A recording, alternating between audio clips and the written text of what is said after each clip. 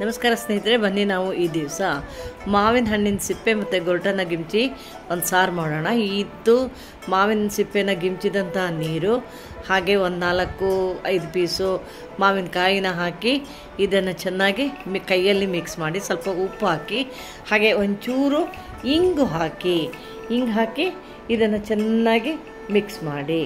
ಈಗ ನೋಡಿ, ಇಂಗು ಹಾಕಿದ್ದೀರಿ, ಹಾಗೆ ನೀವು ಉಪ್ಪು ಹಾಕಿದ್ದೀರಿ, ಒಂಚೂರು ಬೆಲ್ಲ ಹಾಕಿ, 1-2 ಹಸಿಮೆಣಸನ್ನು ಸೀಳಿ ಹಾಕಿ. ಈಗ ಒಗ್ಗರಣೆಗೆ ತುಪ್ಪದಲ್ಲಿ ಒಗ್ಗರಣೆ ಮಾಡಬೇಕು. ಸಾಸಿವೆ ಜೀರಿಗೆ ಹಾಕಿ, ಹಿಂಗೆ ಹಾಕಿ, ಮತ್ತು ಕರಿಬೇವು ಹಾಕಿ ಮಾಡಿಟ್ಟಂತಹ ಈ ನೀರನ್ನು, ಮಾವಿನ ಸಿಪ್ಪೆ ನೀರನ್ನು ಇದಕ್ಕೆ ಹಾಕಿ ಚೆನ್ನಾಗಿ ಕುದಿಸಿ. ನೀವು ಉಪ್ಪನ್ನು ಸರಿಯಾಗಿದೆಯಾ ನೋಡಿಕೊಳ್ಳಿ. ಇದು ಚೆನ್ನಾಗಿ ಸಣ್ಣ ಉರಿಯಲ್ಲಿ ಕುದಿಲಿ, ಆಗಾಗ ಮಗುಚುತ್ತಾ ಇರಿ. ಈಗ ಸಾರು ಸಿದ್ಧ ಆಗಿದೆ. ಅದನ್ನು ಒಂದು ಪಾತ್ರೆಗೆ ಹಾಕಿ ಅನ್ನದೊಟ್ಟಿಗೆ ತಿನ್ನಿ, ಇಲ್ಲ ಬೇಕಾದರೆ ನೀವು ಇದನ್ನು ಕುಡಿಲೂಬಹುದು. ಸೂಪ್ ಹಾಗೆ ಮಾಡಿ ನೋಡಿ. ಲೈಕ್ ಮಾಡಿ, ಕಮೆಂಟ್ ಮಾಡಿ, ಶೇರ್ ಮಾಡಿ, ಸಬ್ಸ್ಕ್ರೈಬ್ ಮಾಡಿ.